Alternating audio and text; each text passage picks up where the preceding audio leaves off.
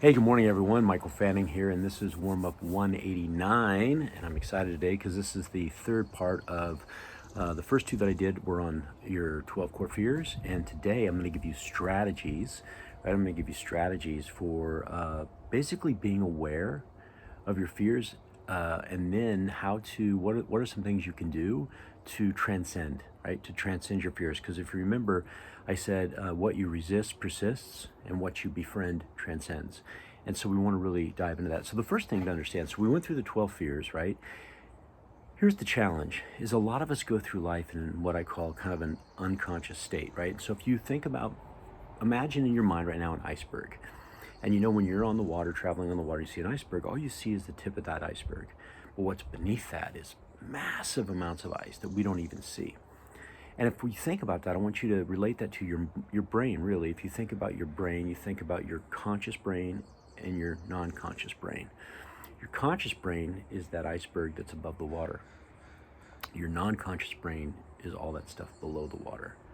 And remember yesterday I talked about the three brains. I talked about we have that reptilian brain and we have that limbic brain, or the mammalian brain, and those two were created 100 million years ago, and that's kind of our fight or flight mentality.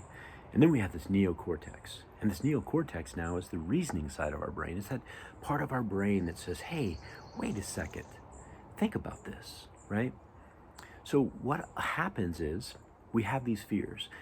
A lot of us don't even know we have a fear. And you'll hear people say, well, I'm not afraid of anything. It's like, well, then why did you get angry about that? Well, then why did you react so ferociously about that? Or why were you so aggressive with that person? Or why do you feel so bad right now? And what they find is that is fear.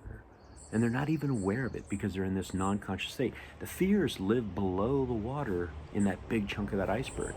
And what you have to do is you have to go down there, grab them, and bring them up to this conscious state above the water and say, what's going on here? What's going on here? How come every time I get in a relationship, I sabotage it? What's going on here? How come every time that I look to do something, I always stall out and I don't finish it, and I always feel bad that it's not going to be good enough? What's going on here? Right? What's going on here? And we talked about this. That's called the growth moment, right? So we have stimulus that hits us. That stimulus happens, and then all of a sudden our two brains, the reptilian brain and the limbic brain, right, they combine together and they give a quick reaction. Or we can hit that growth moment right after that stimulus and go into that neocortex and say, you know what, what's the best decision to make? Because here's what we know: when you know more, you do better, right? When you know more, you do better. When you do better, you make better decisions, and when you make better decisions, you have a better life. This is how it works. So let's help you deal with these fears. So I'm going to go through these, and there's six ones that I'm going to give you, and then I'm going to give you two bonus. How about that? All right, here we go. All right, number one, heighten awareness. You guys, get out of your non-conscious mind, get into your conscious mind, and when things are going wrong or not working well for you, heighten your awareness of why. What is that fear that's there? Have you ever noticed somebody who, I have a friend, all they ever want to do is everything that they do, they have to get a discount no matter where we go. And it gets so annoying. You go to a restaurant and I mean, they're trying to work a deal, right? You go to buy something with them, they're trying to work a deal. It's always a deal, and it's always just annoying, and it always is so offensive because there's people there that are putting in phenomenal quality service, and they're always trying to work a deal. He goes, well, that's just how life should be. And it's like, no, you know what? You have a fear. What's your fear? And if you really boil it down, guess what his fear is? His fear is not having enough. He comes from a very scarcity mindset. And he always wonders why, people don't like dealing with him when it comes to business type things. It's because he's aggressive about it. But that's a fear. So a heightened awareness. But he's not willing to have that heightened awareness to say, this is creating a situation in your life that's not allowing you to proceed successfully. And you can continue to be that way, and you can convince yourself that this is the way it's supposed to be, or you can deal with that fear. And if you really go back and you really look at it, he grew up in a world where they had hardly anything, very little. And so that fear that he has is not having enough. Right, so I want you to heighten your awareness and say, wait a second, is there a better way to do this? So that's number one. Number two, feel your fears. right? And I'm just going to say this to you. If you want to heal a fear, you've got to feel a fear. You've got to feel that fear. You've got to take that feeling that you have and say, why do I feel this? And we know how that works. You know how that happens. I know there's fears that I have sometimes when I'm interacting with my kids and being a parent, and when they decide that they don't want to do something, and I know that they should do something. And it's that, you know what it is? It's the control. It's my control fear. I'm losing control. If I don't control them, something's going to go wrong, right? And I've got to, wait a second, let it go. Let it go for a second. Let them venture off. And you know what? They're going to have failure, and I can't control that. And it's okay, because it's going to allow them to learn. But I got to feel that fear. I got to be able to feel it and not try to push it away and take over, right? And take that control. So feel your fears, because if you feel your fears, you heal your fears. Number 3, put a voice to your fears. And this is the part about when we think about the iceberg, about the conscious state, the part above the water and the part below the water. When you put a voice to your fears, when you speak your fears, when you tell your fears to somebody else, when you have a conversation with your therapist, or a conversation with your coach, or a conversation with a trusted friend, and you tell them, hey, I had to tell you, you know what, I'm a control freak, and I'm really trying to get my hands wrapped around it. And it's funny, and I was wondering, you probably experienced this with me, and you never said anything to me, because as soon as you put a voice to your fears, guess what you're doing? You're bringing them out of the non-conscious state, and you're bringing them into the conscious state. And what you're doing is you're telling your brain that you're now aware of them, right? You've heightened your awareness, going back to number 1. So put a voice to your fears. Bring it into your conscious mind. Number 4, correspond with your fears. Talk to your fears, right? Have a conversation about it. Say, right now, why am I feeling this way? Why am I doing this? And really have a conversation with yourself about your awareness of that fear. And so, you know what? How can I fix it? What can I do?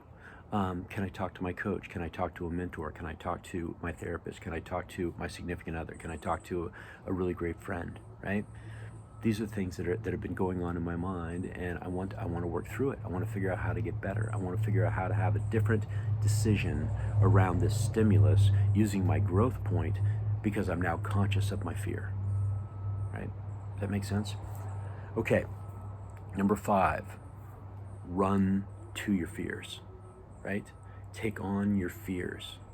Robin Sharma in the session tells a story about 2 monks were walking to go to this monastery to do their prayers, and there were these 2 dogs on chains, and these 2 dogs were very ferocious, and these 2 dogs broke loose of the chains and came running at the monks. And the one monk said, what are we going to do? And the other monk just ran directly at them. And as he ran at them with the same determination that they were running at him, they stopped. And they didn't know what was going on, and they turned around and ran away. And the whole metaphor for that story is we need to take on our fears. You need to go do the things that you're afraid of more. Because what happens, remember, what you resist persists, and what you befriend transcends. So you guys step into your fears, right? Run towards your fears. Don't run away from your fears. And then the next one is create a new narrative. So start, we all have a story we tell about ourselves. And that story becomes our identity, right? And it's called a narrative. And if you identify your fears, and your narrative right now is your narrative that's weaving your fear into your narrative, you're going to continue on with that fear. But if you pull that out, you unravel that fear out of your narrative, and you create a new narrative that's a narrative that says, I do step into my fears. I do go do these types of things that I'm afraid of. It's amazing on how your mind shifts and starts seeing things differently.